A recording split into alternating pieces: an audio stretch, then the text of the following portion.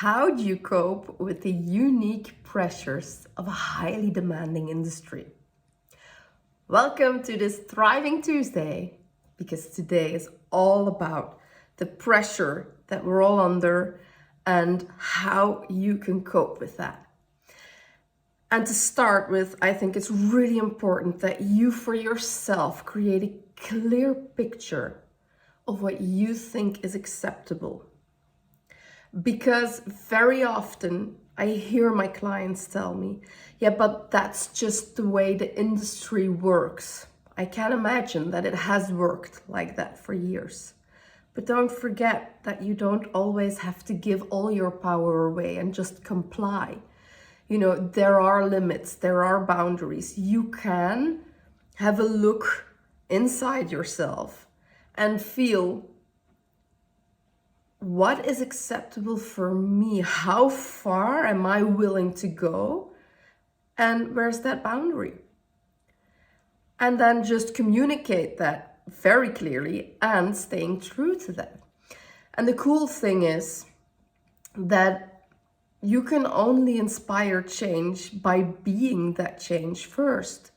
So that's one part of the equation. You know, having a look at what works for you and how far you want to go and where maybe you want to make some changes or set some boundaries. And the other part is that you just have to make sure that you take really, really good care of yourself, because the more demanding an industry is, an environment, the more stress that brings. And the only thing you can do for yourself is manage your stress levels during the day, every day, so that your brain can still function at full capacity instead of continuously slipping into survival mode, because that's what's going on. And I remember my own struggles when I feel stressed, you know, and when you have a million things to do and you have to show up in a million places or comply to a million things that you don't even maybe always feel like doing. And the cool thing is that you can manage your energy management, your stress levels, by integrating these small moments during the day where you just take a little fraction for yourself. It can just be seconds or minutes that you just take a little breather. Or that when you're making some steps, you're taking the stairs, that you're consciously putting your feet on the ground and grounding, coming out of your head into your body, taking deep breaths through your nose into your stomach. And that helps the stress levels to reduce.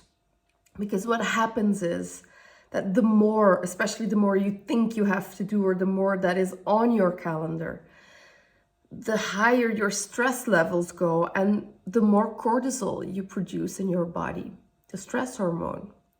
And the more cortisol you produce, the faster your survival brain will kick in. And that's when you step into survival mode, like fight, flight, or freeze. And you feel like you're surviving instead of living. And that's just the last thing that I want for you, because that's just not interesting. I need you to live full out and enjoy life to the fullest. And little things to help you with that is by taking little breathers, conscious moments that you just breathe a few times in and out, so you can reduce that cortisol, those stress levels. And that way your resilience gets bigger, and you can manage a lot more that is coming your way. Plus, at the end of the day, you will have a lot more energy, but also when you're expected to show up and perform and do your thing, you will be able to tap in more areas of your brain instead of just doing it from survival mode, because your stress hormones are so high. And I think that is super valuable, and I can talk about this for hours, but let's keep that for another time. So plan those breathers, do it a few times a day. Just moments can already make a huge impact on how you feel and how you perform. Good luck with that. Need some support? arrange a chat, book a call. We'll talk about how we can make this happen for you. See you soon. Shine on.